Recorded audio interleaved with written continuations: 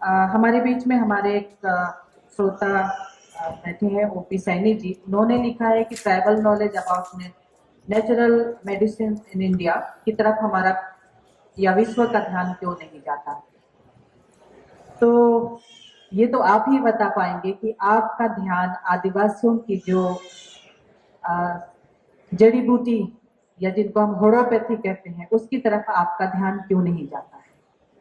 आप ये मानते हैं कि आदिवासियों के पास जो ज्ञान परंपरा है वो शायद बहुत निम्न कोटि की है, इसलिए आपका ध्यान नहीं जाता है। लेकिन आप सभी लोग एक तरफ ये भी मानते हैं कि आदिवासी ही दुनिया को बचा सकता है। ये बहुत द्वंद्वात्मक नजरिया है हमारे लिए। तो खैर, लेकिन हमारे बीच में हम अपने जो परंपरागत ज्ञान है उसको लेकर बहुत मजबूती से ये कह पा रहे हैं आज की स्थिति में कि हमारा जो मेडिसिनल नॉलेज है वही आज का जो एलोपैथी, होम्योपैथी, जो भी मेडिसिन हमारे बीच में आ रहे हैं उसके ही बेस पे आ रहे हैं। ये मानने और ना मानने की बात है। और हमारे लोग अब इन चीजों को बहुत लिख रहे हैं, अंग्रेजी में लिख रहे हैं, अपनी मातृभाषा में लिख रहे हैं और वो प्रकाशित भी हो रहे हैं क्योंकि वो हमेशा से प्रैक्टिस में रहे हैं और आगे भी रहेंगे।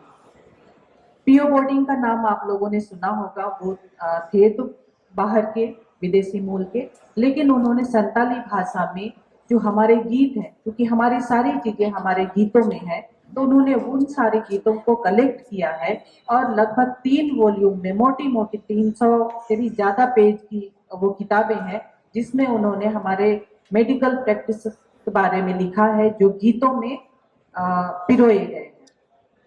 तो और भी जो अभी हमारे लोग लिख रहे हैं, क्योंकि जो प्रैक्टिस करते हैं वो लोग कुछ तो लिख रहे हैं, कुछ उनके बारे में उनसे पूछ कर लिख रहे हैं, लेकिन वो किताबें धीरे धीरे हमारे बीच में आ रही हैं।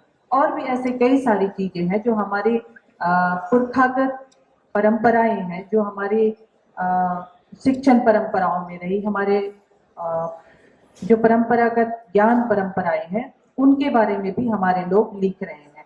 हाँ, हमारा जो संघर्ष है, हमारा जल जंगल जमीन का जो संघर्ष है उसके बारे में भी हमारे लोग लिख रहे हैं। और जो हमें मदद करते हैं, आप सभी के लोग जो यहाँ पे हमें सुन रहे हैं, और बहुत सारे स्कॉलर्स, बहुत सारे राइटर्स, वो भी इसके बारे में लिख रहे हैं।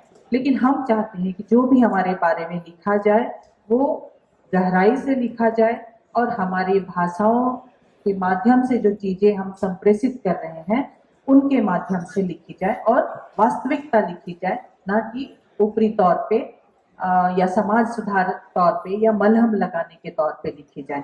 हमारी जो लड़ाई है, जल जंगल जमीन का मतलब आदिवासियों के लिए सिर्फ कोरी जमीन नहीं है, कोरा जंगल नहीं है, बल्कि हमारी भाषा, हमारा साहित्य, हमारी संस्कृति है और उसके लिए हम संघर्षरत हैं और लिख रहे हैं, आपके सामने भी ला रहे हैं, आपको अवगत भी कराना चाह रहे हैं।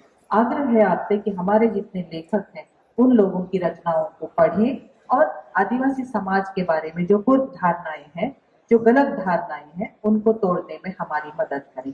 मैं आप सभी लोगों की आभारी हूँ, आप सभी लोगों को जोहार करती हूँ कि आपने आदिवासी इंडिजिनस बुक अखड़ा की ओर से आयोजित इस चर्चा कार्यक्रम में भाग लिया और हमारा संबल बढ़ाया। जोहार।